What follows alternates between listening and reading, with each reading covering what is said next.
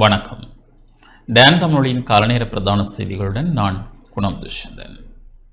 இலங்கை பெட்ரோலிய கூட்டுத்தாபனம் நேற்று நள்ளிரவு முதல் அமலுக்கு வரும் வகையில் எரிபொருள் விலைகளை அதிகரித்துள்ளது. இலங்கையில் நேற்று நள்ளிரவு முதல் அமலுக்கு வரும் வகையில் எரிபொருள் விலைகளை அதிகரிப்பதாக இலங்கை பெட்ரோலிய கூட்டுத்தாபனம் அறிவித்துள்ளது. அதன்படி பெட்ரோல், டீசல் மற்றும் மண்ணெண்ணெய் ஆகியவற்றின் விலைகள் கணிசமாக உயர்த்தப்பட்டுள்ளன.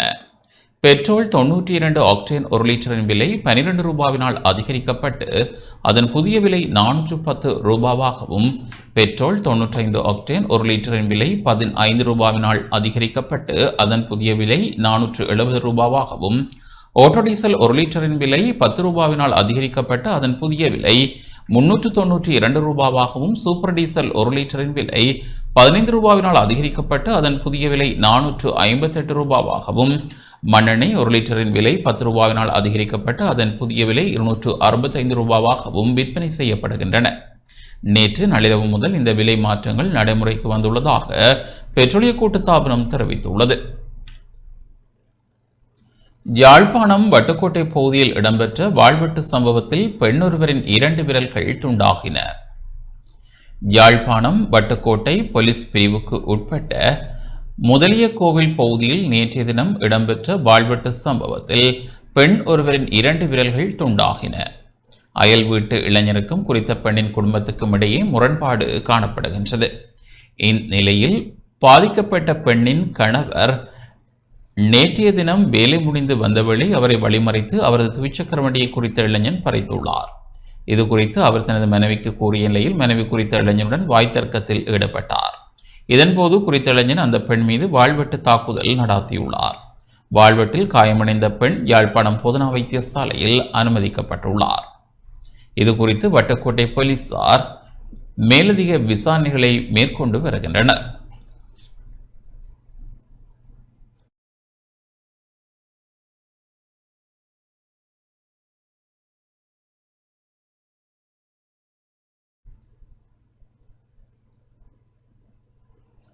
யாழ்ப்பாணம் போதனா வைத்தியசாலை கணக்காளர் கௌரவிக்கப்பட்டார். யாழ்ப்பாணம் போதனா வைத்தியசாலையில் 6 வருடங்களுக்கு மேலாக கணக்காளராக கடமையாற்றிய செல்வராசா காண்டீபன் இடமாற்றம் பெற்று செல்வதை அடுத்து யாழ் போதனா வைத்தியசாலை நிர்வாகத்தால் கௌரவிக்கப்பட்டார். போதனா வைத்தியசாலை கணக்காளராக 6 வருடங்களுக்கு மேல் கடமையாற்றிய காண்டீபன் யாழ் மாநகர சபை கணக்காளராக நியமிக்கப்பட உள்ளமை குறிப்பிடத்தக்கது.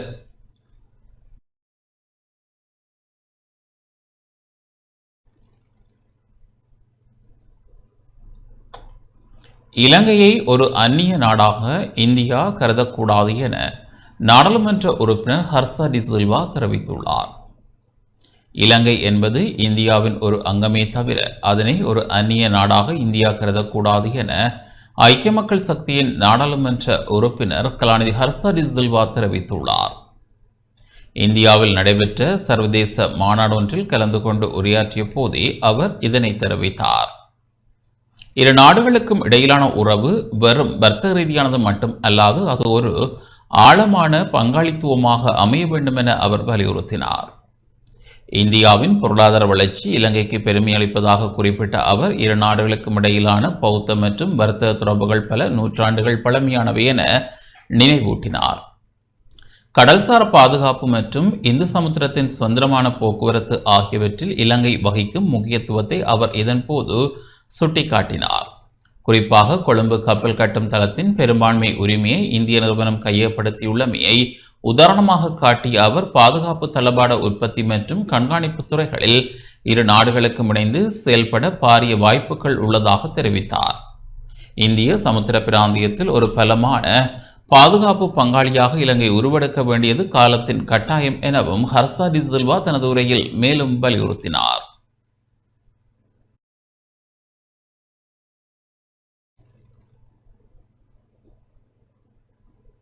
வெளிநாடுகளுக்கு பயணம் மேற்கொள்ளும் தேரர்களுக்கான ஒழுங்குமுறை விதிகளை அமுல்படுத்த அரசாங்கம் தீர்மானித்துள்ளது. வெளிநாடுகளுக்கு பயணம் மேற்கொள்ளும் பௌத்த தேரர்களுக்கான புதிய ஒழுங்குமுறை விதிகளை மீண்டும் அமுல்படுத்த அரசாங்கம் தீர்மானித்துள்ளது. இதன்படி வெளிநாடு செல்லும் தேரர்கள் தமது விகாரையின் விகாராதிபதி, பிரதேச பீடாதிபதிகள் மற்றும் அந்தந்த பீடங்களின் மகாநாயக்க தேரர்களிடம் முன் அனுமதியை பெறுவது கட்டாயம் ஆக்கப்பட உள்ளது. புத்த சாசன சமய மற்றும் கலாசார விவகாரங்கள் பிரதி அமைச்சர் கமகதேர திசாநாயக்க இது குறித்து தகவல்களை வெளியிட்டுள்ளார். கடந்த காலங்களில் நடைமுறையில் இருந்த இந்த விதிமுறைகள் பல்வேறு காரணங்களால் இடைமறுத்தப்பட்டிருந்த நிலையில் மகா சங்கத்தினரின் ஆலோசனைகளுக்கு அமைய அவற்றை மீண்டும் அமல்படுத்த தீர்மானிக்கப்பட்டுள்ளது. அண்மை காலங்களில் மத விழுமியங்களுக்கு முரணான செயற்பாடுகள் அதிகரித்து வருகின்றமையையும், குறிப்பாக தேரர்கள் என்ற போர்வையில் போதைப்பொருள் கடத்தலில் ஈடுபட்டு சிலர் கைது செய்யப்பட்டமையையும் கருத்தில் கொண்டு இந்த தீர்மானம் எடுக்கப்பட்டுள்ளது. தேரர்களின் கௌரவத்தை பாதுகாப்பதற்கும் இவ்வாறான சட்டவிரோத செயல்களை கட்டுப்படுத்துவதற்கும் இந்த புதிய ஒழுங்கு விதிகள் உதவும் என பிரதி அமைச்சர் கமகதரே திசாநாயக்க மேலும் தெரிவித்தார்.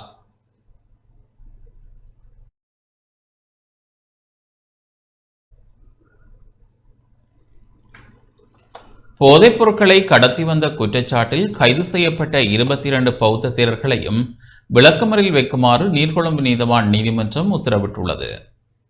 தாய்லாந்தில் இருந்து சுமார் 110 மில்லியன் ரூபாய் பெறுமதியான போதைப் பொருட்களை கடத்தி வந்த குற்றச்சாட்டில் கைது செய்யப்பட்ட 22 பௌத்த தேரர்களையும் எதிர்வரும் மே மாதம் 12ஆம் தேதி வரை விளக்கமறில் வைக்குமாறு நீர்கொழும்பு நீதவான் நீதிமன்றம் நேற்று உத்தரவிட்டுள்ளது. கடந்த ஏப்ரல் 25ஆம் தேதி தாய்லாந்திலிருந்து இலங்கைக்கு வருகின்ற இவர்களது பயணப் பொதிகளிலிருந்து 112 கிலோகிராம் எடையுடைய குஸ்கஞ்சா மற்றும் காசிரக போதைப் பொருட்கள் கட்டுநாயக்க விமான நிலையத்தில் வைத்து போலீஸ் போதைப்பொருள் ஒழிப்பு பிரிவினரால் கைப்பற்றப்பட்டன.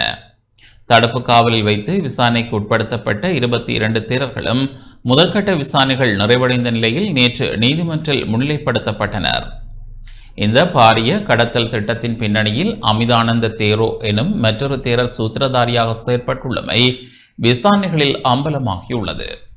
கம்பஹா பகுதியில் உள்ள விகாரி ஒன்றில் மறைந்திருந்த நிலையில் கைது செய்யப்பட்ட அவர் இன்று நீதிமன்றத்தில் ஆயர்படுத்தப்பட உள்ளார். இக்கும்பல் இதற்கு முன்னரும் இவ்வாறான கடத்தல்களில் ஈடுபட்டிருக்கலாம் என சந்தேகிக்கப்படும் நிலையில் இவர்களுக்கு உதவிய குற்றச்சாட்டில் அத்திற்குரிய பகுதியில் மற்றொரு நபரும் கைது செய்யப்பட்டுள்ளமை குறிப்பிடத்தக்கது.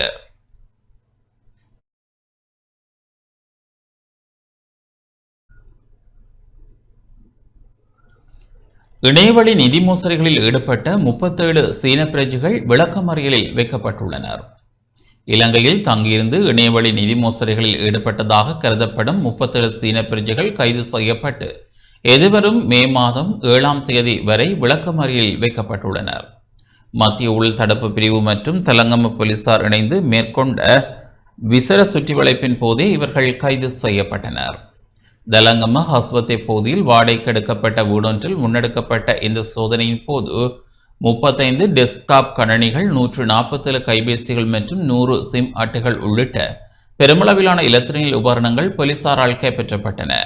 அத்துடன் சட்டவிரோதமான முறையில் வைக்கப்பட்டிருந்த 2100 வெளிநாட்டு சிகரெட்டுகளும் அங்கிருந்து மீட்கப்பட்டன. சுற்றுலா விசாவில் இலங்கைக்கு வருகை தந்துள்ள இந்த சீன பிரஜைகள் இணையம் ஊடாக நிதி மோசடிகள் அல்லது ஹேக்கிங் நடவடிக்கைகளில் ஈடுபட்டுள்ளனரா என்பது குறித்து குற்றப்புலனாய்வு திணைக்களத்தின் கணனி குற்ற புலனாய்வு பிரிவினர் மேலதிக விசாரணைகளை முன்னெடுத்து வருகின்றனர். சந்தேக நபர்கள் 37 பேரும் கடுவல நீதவான் நீதிமன்றில் முன்னிலைப்படுத்தப்பட்டதை அடுத்து அவர்களை விளக்கமறியலில் வைக்க நீதிமன்றம் உத்தரவிட்டது.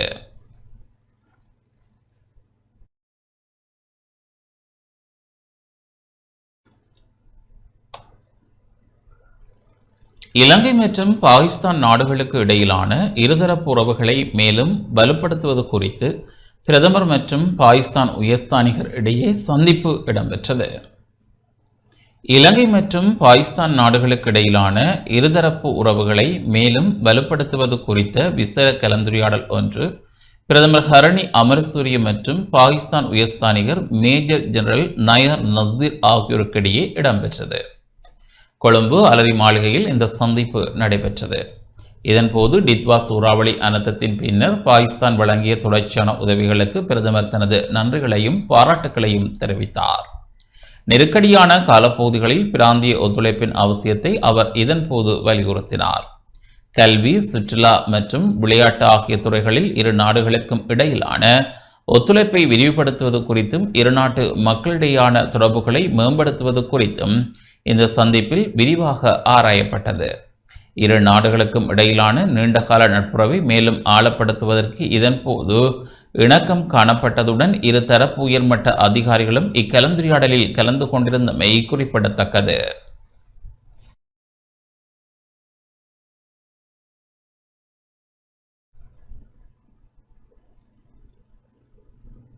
பொதுமக்களுக்கும் போக்குவரத்துக்கும் இடையூறு விளைவிக்கும் வகையில் மோட்டார் சைக்கிள் சாகசங்களில் ஈடுபட்ட 22 இளைஞர்கள் கடுவலை போலீசாரால் கைது செய்யப்பட்டுள்ளனர். மாலபே சந்திரிகா குமாரதுங்க மாவட்டத்தில் உள்ள தனியார் பல்கலைக்கழகத்துக்கு அருகாமையில் பொதுமக்களுக்கும் போக்குவரத்துக்கும் இடையூறு விளைவிக்கும் வகையில் மோட்டார் சைக்கிள் சாகசங்களில் ஈடுபட்ட 22 இளைஞர்கள் கடுவலை போலீசாரால் கைது செய்யப்பட்டனர். வாட்ஸ்அப் செயலியூடாக திட்டமிடப்பட்டு முன்னெடுக்கப்பட்ட இந்த சாகச காட்சியினால் அந்த வீதியை பயன்படுத்தும் பயணிகள் பெரும் அசௌகரியங்களுக்கு உள்ளாகினர். இது குறித்து கிடைத்த ரகசிய தகவலை அடுத்து சம்பவ இடத்துக்கு சென்ற போலீசார் சாகசங்களில் ஈடுபடப்பட்ட பல மோட்டார் சைக்கிள்களையும் கைப்பற்றினர். இதில் பதிவு செய்யப்படாத 2 மோட்டார் சைக்கிள்களும் உள்ளடங்குவதாக போலீசார் தெரிவித்தனர். கைது செய்யப்பட்ட இளைஞர்கள் அனைவரும் கடுவலை பகுதிக்கு வெளியே வசிப்பவர்கள் என அடையாளம் காணப்பட்டுள்ளதுடன் அவர்கள் போலீஸ் பிணையில் விடுவிக்கப்பட்டுள்ளனர். எவ்வாறாயினும் எதிர்வரும் மே மாதம் 5ஆம் தேதி கடுவலை நீதவான் நீதிமன்றில் முன்னிலையாகுமாறு குறித்த இளைஞர்களுக்கு போலீசாரால் உத்தரவிடப்பட்டுள்ளது.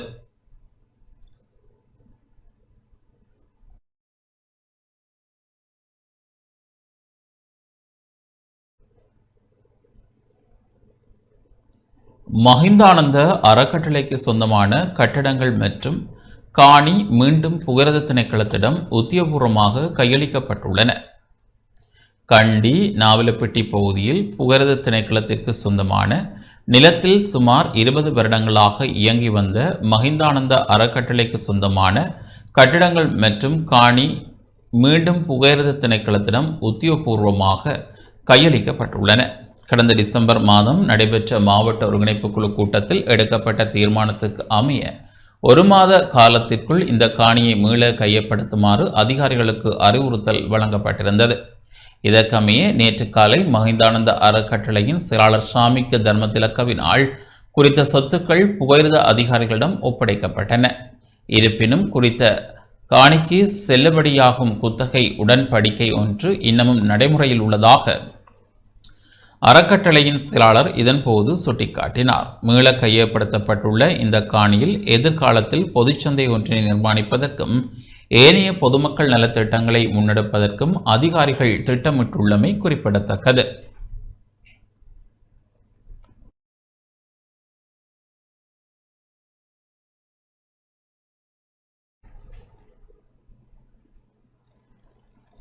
நிலக்கரி கொள்வனவு ஒப்பந்தங்கள் தொடர்பான முறைகேடுகளை விசாரிக்கும் ஜனாதிபதி ஆணைக்குழு அரசு அதிகாரிகளிடம் வாக்குமூலங்களை பதிவு செய்ய தீர்மானித்துள்ளது. கடந்த 2009ஆம் ஆண்டு முதல் இலங்கையில் முன்னெடுக்கப்பட்ட நிலக்கரி கொள்வனவு ஒப்பந்தங்கள் தொடர்பான முறைகேடுகளை விசாரிக்கும் ஜனாதிபதி ஆணைக்குழு எதிர்வரும் செவ்வாய்க்கிழமை முதல் அரச அதிகாரிகளிடம் வாக்குமூலங்களை பதிவு செய்ய தீர்மானித்துள்ளது. ஆணைக்குழுவின் செயலாளர் PB பந்துலசேன இது குறித்து கருத்து தெரிவிக்கையில், முதற்கட்டமாக எரிசக்தி அமைச்சு மற்றும் லங்கா நிலக்கரி நிறுவனம் ஆகியவற்றின் அதிகாரிகளிடம் வாக்குமூலங்கள் பெறப்பட உள்ளதாக குறிப்பிட்டார். இதேவேளை குறித்த நிலக்கரி கொடுக்கல் வாங்கல்கள் தொடர்பான தகவல்களை பொதுமக்களிடமிருந்து திரட்டுவதற்கு ஆணைக்குழு நடவடிக்கை எடுத்துள்ளது. தகவல்களை வழங்க விரும்பும் பொதுமக்கள் கொழும்பு 12 புதுக்கடை நீதிமன்ற வளாகத்தின் 5வது மாடியில் அமைந்துள்ள ஆணைக்குழுவின் அலுவலகத்துக்கு நேரிலோ அல்லது தபால் மூலமாகவோ தமது முறைப்பாடுகளை சமர்ப்பிக்க முடியும். அத்துடன் மின்னஞ்சல் ஊடாகவோ அல்லது 112666779 என்ற தொலைபேசி இலக்கம் ஊடாகவோ தகவல்களை வழங்க முடியும் என அறிவிக்கப்பட்டுள்ளது. உயர்நீதிமன்ற நீதியரசர் கிகான் குலதுங்க தலைமையிலான இந்த ஆணைக்குழு நிலக்கரி இறக்குமதியில் இடம்பெற்றதாக கூறப்படும் ஊழல்களை தோண்டி துருவி வருகின்றமையும் குறிப்பிடத்தக்கது. யாழ்ப்பாண மருத்துவ சங்கத்தின் புதிய தலைவராக உருத்திர பசுபதி மயூரதன் நேற்று பொறுப்பேற்றுக் கொண்டார். யாழ்ப்பாண மருத்துவ சங்கத்தின் புதிய தலைவராக யாழ்ப்பாணம் போதனா வைத்தியசாலை சட்ட வைத்திய அதிகாரி உருத்திர பசுபதி மயூரதன் நேற்று பொறுப்பேற்றுக் கொண்டார். நேற்று மாலை யாழ்ப்பாண பல்கலைக்கழக மருத்துவ பீட கேட்போர் கூடத்தில் இடம்பெற்ற விசேட நிகழ்வில் தனது பொறுப்பை ஏற்றுக்கொண்டார். இந்த நிகழ்வில் நீதிபதிகள், சட்டத்தரணிகள், வைத்தியர்கள், போலீஸ் அதிகாரிகள் என பலர் கலந்து கொண்டனர்.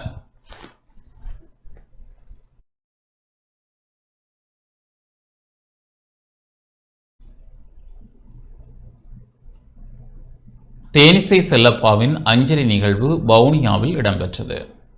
ஈழத்தமிழர்களின் விடுதலை போராட்ட வரலாற்றில் எழுச்சி பாடல்கள் மூலம் மக்களின் மனங்களில் இடம் பிடித்த அமரர் பாசறைப்பாணர் தேனிசை செல்லப்பாவுக்கு நேற்று வவுனியாவில் அஞ்சலி செலுத்தப்பட்டது. வவுனியா புளியங்குளம் பரசங்குளம் பகுதியில் அமைந்துள்ள இலங்கை தமிழிசக் கட்சியின் வவுனியா வடக்கு பிரதேச கிளை காரியாலயத்தில் நிகழ்வு இடம்பெற்றது. ஈகைச்சுடர் ஏற்றப்பட்ட தேனிசை செல்லப்பாவின் உருவப்படத்திற்கு மலர் மாலை அணிவிக்கப்பட்டதுடன் மலர் அஞ்சலியும் முன்னெடுக்கப்பட்டது. இதில் வன்னி மாவட்ட நாடாளுமன்ற உறுப்பினர் தூணா ரவிகரன், வவுனியா வடக்கு பிரதேச சபை உறுப்பினர்களான சுசீலன், தனுசன், இலங்கை தமிழிசக் கட்சியின் வவுனியா மாவட்ட மற்றும் வவுனியா வடக்கு பிரதேச செயற்பாட்டாளர்கள், பொதுமக்கள் பங்கேற்றனர்.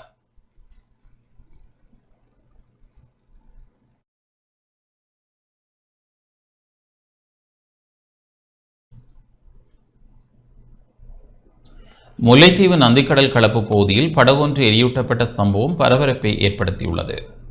முல்லைத்தீவு நந்திக்கடல் கலப்பு பகுதியில் சட்டவிரோதமாக கடற்றொழில் தொடர்பில் நேற்று காலை இரு சமூகத்தினருக்கு இடையில் ஏற்பட்ட மோதலின் தொடர்ச்சியாக நேற்று மாலை படகொன்று எரியூட்டப்பட்ட சம்பவம் பரபரப்பை ஏற்படுத்தியுள்ளது. தாக்குதல் சம்பவத்தில் 3 காயமடைந்த நிலையில் முல்லைத்தீவு மாவட்ட வைத்தியசாலையில் அனுமதிக்கப்பட்டனர். இந்த நிலையில் தாக்குதலுக்கு இலக்கான மீனவரின் படகு ஒன்று நேற்று மாலை எரியூட்டப்பட்டமை குறிப்பிடத்தக்கது.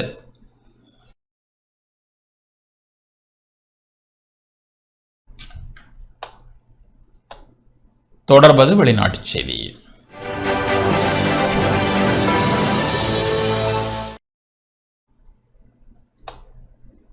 மெக்சிகோவில் பயணிகள் பேருந்து விபத்துக்குள்ளானதில் 11 பேர் உயிரிழந்துள்ளனர். மெக்சிகோவில் பயணிகள் பேருந்து வீதியை விட்டு விலகி விபத்துக்குள்ளானதில் சுமார் 11 பேர் உயிரிழந்ததுடன் 32 பேர் காயமடைந்தனர். விபத்து இடம்பெற்ற போது பேருந்தில் 41 பேர் பயணித்தனர். அவர்களில் 6 பேர் சம்பவ இடத்திலேயே உயிர் இழந்தனர். ஏனைய 5 பேரும் வைத்தியசாலையில் சிகிச்சை பெற்று வந்த நிலையில் உயிரிழந்தனர் என சொல்லப்படுகின்றது. பயணிகளை ஏற்றிச் சென்ற பேருந்து நயாரட்டில் உள்ள பூங்காவை நோக்கி பயணித்துக் கொண்டிருந்த போது விபத்து நிகழ்ந்துள்ளது.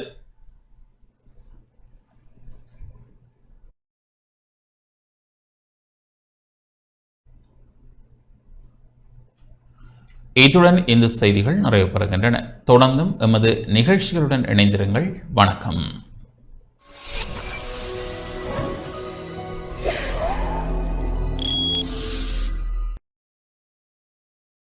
Thank you.